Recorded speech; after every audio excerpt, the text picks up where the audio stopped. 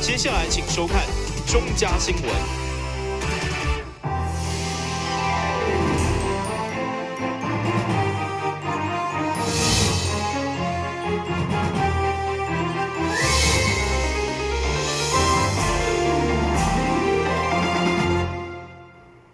大家好，我是林雅珊，欢迎收看3月15号的中嘉台南地方新闻。为了展现集团城市伫教育层面的具体成果，市府特别成立集团校园小组，订定集团示范校园标章认证计划，协助学校发展成为社区集团教育示范中心，实现集团城市一个愿景。15号伫市区举办颁奖典礼，表扬一寡一优的学校。集团示范校园标章认证，为102年推动到106年，咱市已经有21间学校得到示范校园标章，分别依照节电、水资源、资源循环、永续类校园，以及集团生活教育标章等5项标准作为认证的依据。去年共有75间高中小申请认证。评审结果共有72间学校、82件标章通过认证。15号，市府特别举办颁奖典礼，要来感谢各校对着集团教育的付出。今年光冠今年得到2座金牌那个3座银牌，累计除了虎山国小拿到最高荣誉的立旗以外我们有14件的银牌，6件的铜牌，在全国所有的县市的表现是全国第1名我们也给今天各位的代表跟教育局一个自己一个热烈的掌声。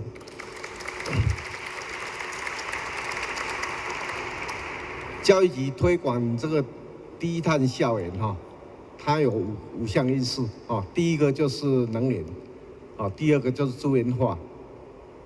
第3个就是水资源第4个是绿建筑，第5个是永续校园这5个面向。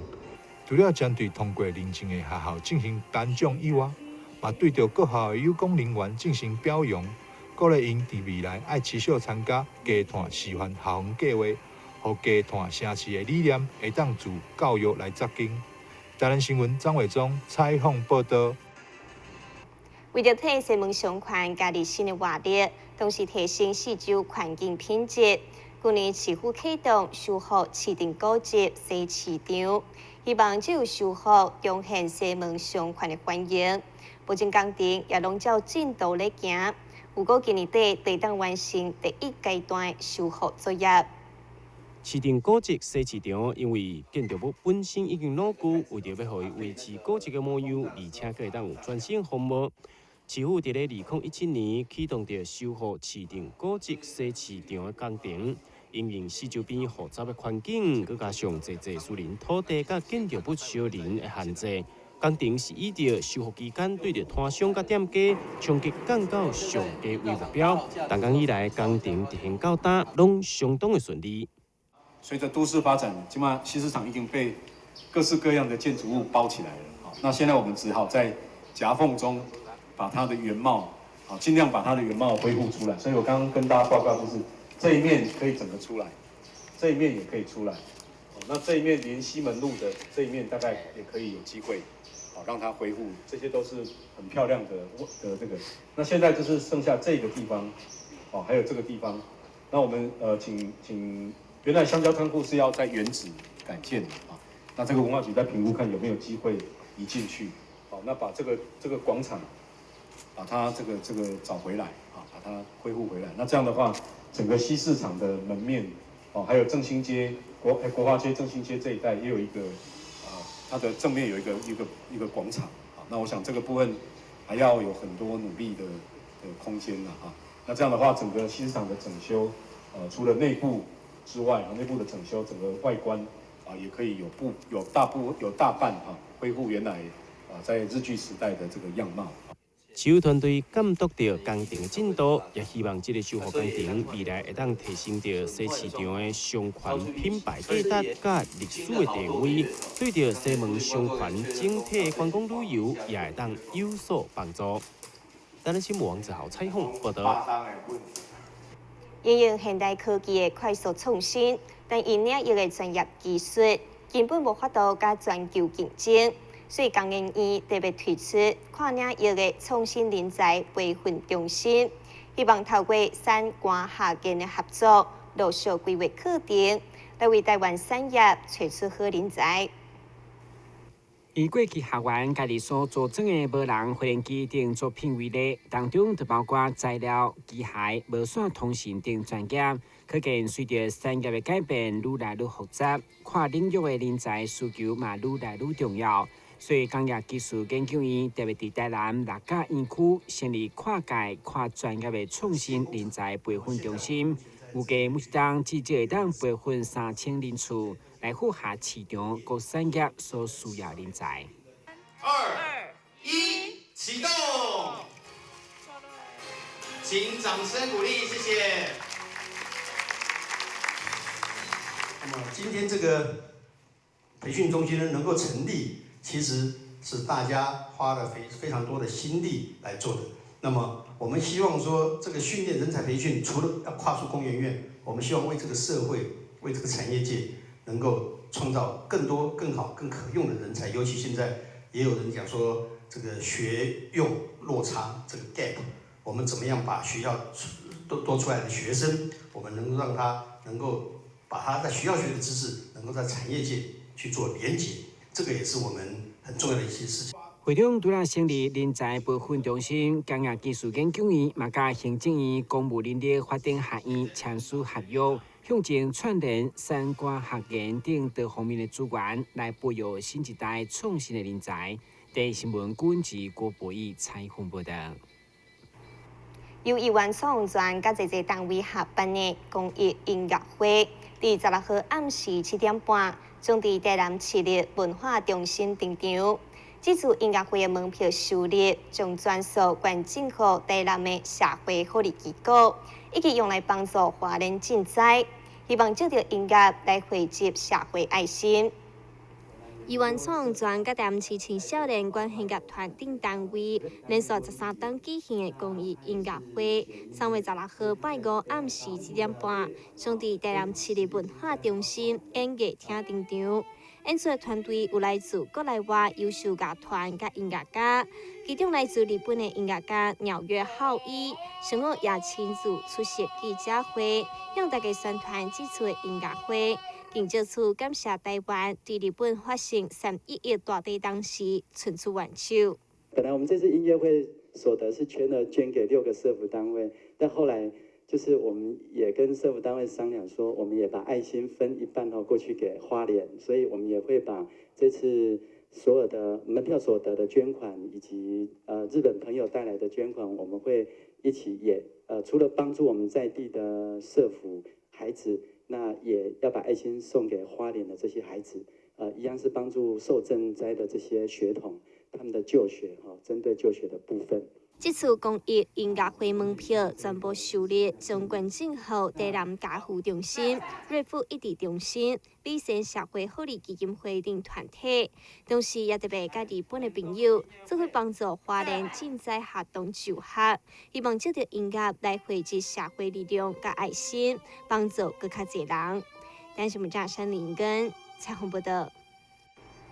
台南市议会14号上午针对第7次定期大会召开第2次定事委员会，会中讨论各项提案以及大会日期，最后确定第3月20号到5月28号召开。李市府所提出的15件提案，全部送大会审议。台南市议会14号召开第7次定期大会的定事委员会，伫会议一开始，就有议员建议将明治艺术厅活化作为青年创业优先中心的议题摆入议程当中，要求经发局进行专案报告。不过，经过各方的讨论，决定伫定事委员会审定结果报告当中，再来提出探讨。而这次定事委员会讨论的市府各项提案，包括有法规3套议案5案，一般提案10案，总共15案。当中有8件是垫付案，将全部提请大会审议。同时确定第7次定期大会伫3月20号到5月28号召开。但新闻站山林根采访报道。新休困一个马上登来新闻现场。消灭登革热，仔细清扫，立即做。饮水机水盘若有积水，要倒干净。花瓶旧水倒在土壤中，可以避免再次积水养蚊。花瓶底部、盆栽底盘要常常刷洗，避免蚊卵附着。不使用的水桶记得倒质量干净。别忘了食蚊鱼也是消灭孑孓的小帮手哦。防治登革热，清干净、倒干净、刷干净、晾干净，大家一起来。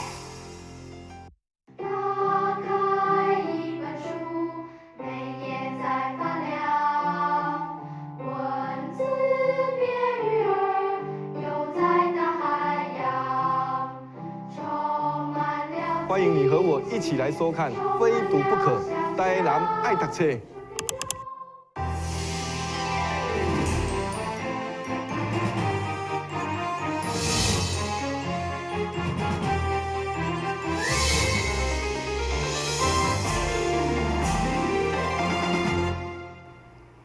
台南社区大学近年来积极推动以交换代替购买、用再生代替单调等等行动，希望借着改变生活消费的方式，来减少垃圾做环保。由5月下所构成的100万日行动所宣传的，就是希望民众会当降低消费欲望，减少无必要的开销甲浪费的行为。就此延伸出来，台南社区大学举办的草地换物市集。就是希望大家将厝内面无用到的物件，会来换家己有需要的物件，互每一件的物品拢会当发挥家己的价值。台南社大的草地换物市集呢，主要呢就是希望大家把家里面用不到的东西带来跟其他人交换，那让这些物品的价值再生。那这方面呢，其实我们比较希望能够推展这个重复使用以及减少使用的这个部分，然后呢，让我们减少购买，然后来用交换。我这主要是希望能够推展呢，我们大家减少购买的欲望，然后让我们的生产跟丢弃能够少一点，那环境呢就会少一点负担。因为像现在我们现在在说要多盖掩埋场啊等等的，那其实呢，我们希望能够从源头来做起，就是不要再丢更多的垃圾。我发现这是一个很棒的活动，就是你来的时候你根本不带钱，就是这个地方就以物易物，所以我会把我每年，但是就是过年的时候要整理家里的东西，我就会特别记得说，我有东西要留下来，所以我这次摆的摊位叫带我走，就是我弄了一些袋子，然后就是可能自己有时候看到喜欢或者是人家送的用不到，我就把它准备好，然后希望这次能够全部都让大家带我走，这是我觉得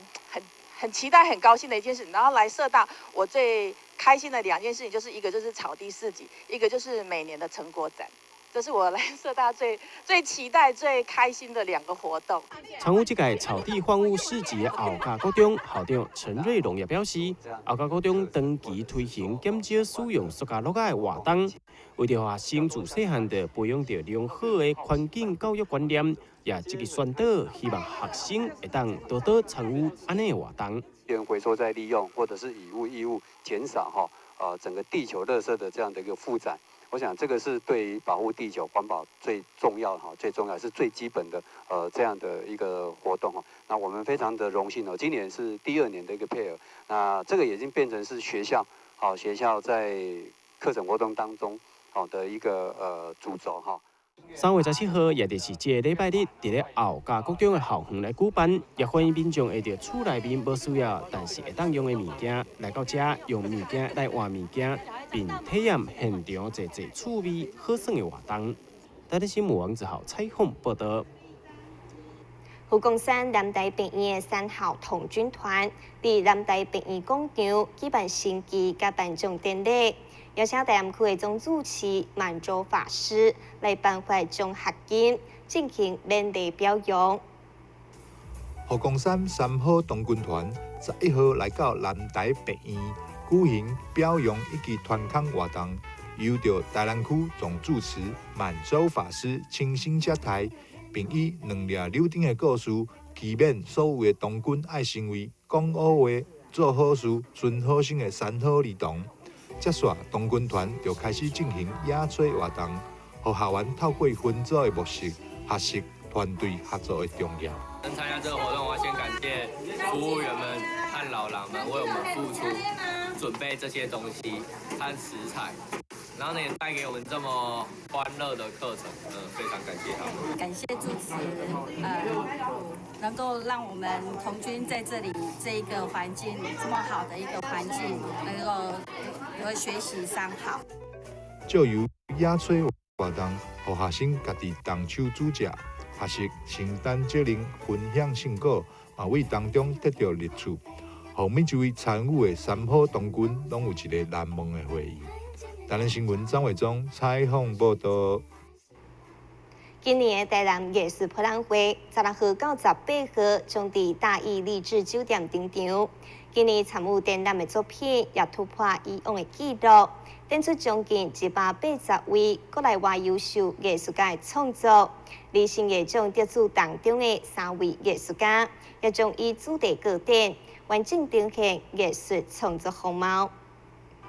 已经迈入第6届的台南艺术博览会，今年展出的名单相当的精彩，突破了历年来国外参赛纪录，包括美国、中国、菲律宾等等的国家，将近180位艺术家热情的参与，而且为着要加深甲在地连接，主办单位甲台南市政府合作，共同推广着台南新意象，要互较侪少年的艺术家创作会当去看到。艺术博览会，还有我们这次的这个新艺奖，我们已经是连办的第6届。那我们希望这个利用这个美术节的这个机会，让它变成是台南的一个美术界的盛事。那么全国各地，还有包括从世界，刚刚钟理事长有提到，这次展出的有50几家的这个艺廊配合展出。那另外还有从世界各国有好几个国家也都一起来参展，所以这个可以说是我们台南也是全国美术界的一个盛事。那另外我们也借这个机会，我们来让我们的艺术界的新秀、艺术界的美术界的这个新的后起之秀能够有一个发挥的一个被看见的舞台。那我们说每年举办新艺奖的这样的一个遴选跟这个颁奖，那我们希望透过这个机会，也让这些艺术界的新秀、后起之秀、明日之星能够被大家发掘。2018台南艺术博览会将伫咧大义励志酒店来登场，业者大方出借着2个楼层，总共51间的房间作为展场，互来看展的民众会当有一个舒适的观看环境，也欢迎市民朋友3月16号到18号会当踊跃前往欣赏。台南新闻张伟忠采访报道。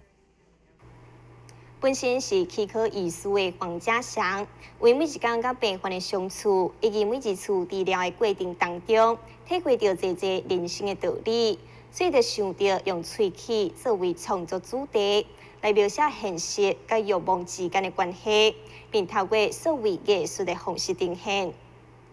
由就去喙齿的侧面图片，结合了一层又一层由黄家祥艺术家亲自所翕的相片。运用着所谓结合的技术，来呈现出一个又一个作品，用喙齿这个物件来描写人生，来表现欲望。其实是因为黄家祥伊本身就是一位齿科医师，所以对着喙齿有甲别人无共款特殊的想法。因为每天其实我们在面对工作跟生活，其实都是一个想法跟欲望的集合跟产生，来决定我们的生活方式。不管你今天是医生，还是做记者，还是社会上的各行各业，那我现在是运用我能够得到的媒材跟素材，然后去呈现出我想要的一个人们对自我欲望的一个极小化跟极大化。那怎么样去用这个极小化跟极大化去把它呈现在画面上，能跟大家分享，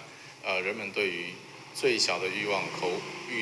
口腹之欲，以及极大化对这个都市、对这个生活圈、对生活的周遭，他的想法怎么去在画面上去做呈现。用喙齿甲整个声齿去做连接，同时伫咧喙齿的健全甲就歹过程当中，来探讨出人的欲望甲现实之间的互相影响，想要更加了解拒绝欲望所呈现的哲学思想，欢迎大家来到大德街的南南美术馆来欣赏。台南新闻网子豪采访报道。一名87岁患者伫9当前得被诊断出有食道裂孔横膈疝气的问题。去年底伫食过便当了后，常常呼吸衰竭，心脏又要停起，紧急转到台南市立病院，透过手术才保住性命。食道裂孔横膈疝气大部分发生伫老年人身上，会出现包括想要吐、胸坎、甲腹肚无爽快的情形。因为组织老化，腹肚压力变大，腹胃透过裂孔走去到胸坎，去击到心脏细胞，腹胃甲心肺功能受损，甚至有可能对生命造成威胁。最主要的原因是因为年纪大以后，有些组织开始退化。那这个胃的压力如果大的话，就会把这个腹腔的东西哈，把腹腔的器官，包括胃啦、肠啦等等，把它压到胸腔。那压到胸腔以后产生的问题，就是包括胸部的心脏，还有肺部会受压迫，这是第一个。第二个呢，就是胃本身也会被压迫。因为胃本身是像一个这个有弹性的器官哈，它一部分上去以后，那另外一部分在底下，那中间就会被压迫，所以会造成哪些症状呢？最主要就是呕吐比较多，或者是胸部不舒服。原本需要靠呼吸器的病患，伫透过手术将胃由到腹腔固定以后，无几工就转出家护病房。现在已经出院，伫厝内休养。对此，医师表示，只要有吐以及贫血的症头发生，建议要进一步透过影像检查来确诊是毋是食道裂孔横膈疝气的问题，并且积极治疗。但新闻站山林根采访报道。新闻最后赶快来关心气象。